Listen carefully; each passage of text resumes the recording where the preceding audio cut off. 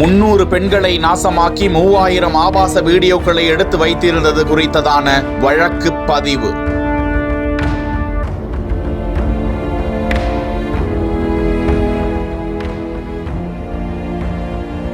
பெண் பாலியல் வழக்கில் தொடர்ந்து தேடப்பட்டு வரும் இளைய மகன் MP பிரஜ்வல் ரேவண்ணா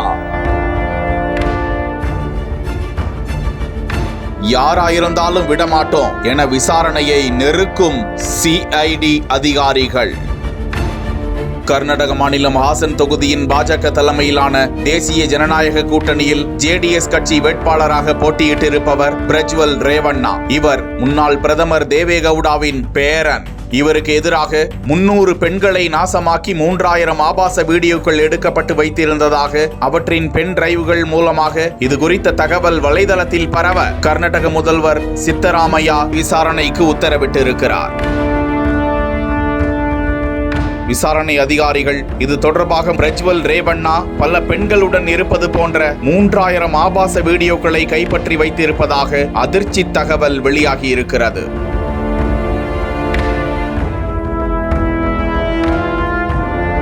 சில பெண்களிடம் வீடியோ கான்பரன்சிங் மூலமாக அழைத்தும் அதிகாரிகள் விசாரித்து வருகிறார்களாம். ஆனால் இந்த குற்றச்சாட்டை வெளிநாட்டில் இருக்கும் பிரஜ்வல் ரேவண்ணா மறுத்திருந்தார். SID விசாரணை அதிகாரிகளை சந்தித்த பிரஜ்வல் ரேவண்ணாவின் வழக்கறிஞர்கள் ரேவண்ணா வெளிநாட்டில் இருப்பதால் ஆஜராக 1 வார கால அவகாசம் கேட்டிருந்தனர். ஆனால் SID அதிகாரிகள் கால அவகாசத்தை மறுத்துவிட்டனர். பிரஜ்வல் ரேவண்ணாவுக்கு எதிராக லுக் அவுட் நோட்டீஸ் பிறப்பிக்கப்பட்டிருக்கிறது. அவர் எந்த தேசத்தில் இருந்தாலும் விமானத்தில் பறந்தால் உடனடியாக அவர் பிடிபட்டு இந்திய போலீஸ் அதிகாரிகளிடம் ஒப்படைக்கப்பட வேண்டும் என்பது இதன் மூலம் உறுதியாகி இருக்கிறது. இவ்விவகாரம் நாடு முழுவதும் பெரும் சர்ச்சையை ஏற்படுத்தி வருகிறது. இதற்கிடையே பெண் ஒருவரை கடத்தி சிறை வைத்த வழக்கில் முன்ஜாமீன் கோரியிருந்த முன்னாள் பிரதமர் தேவேகவுடாவின் மூத்த மகன் ஹாசன் மாவட்டத்தின் MLAவுமான ரேவண்ணாவை தேவேகவுடாவின் வீட்டிற்குள் புகுந்து போலீசார் கைது செய்திருப்பதாக தகவல் வெளியாகியுள்ளது.